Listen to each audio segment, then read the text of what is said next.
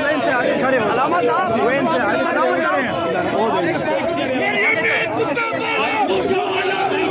अलामा साहब आप गिरफ्तारी क्यों दे रहे हैं? हम अपने आवाम के साथ हैं, उन पर होने वाले जुल्म के खिलाफ हैं।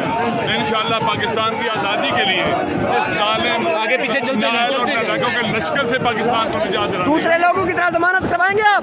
इंशाअल्लाह आखिर तक जेल में रहूंगा। इसके आगे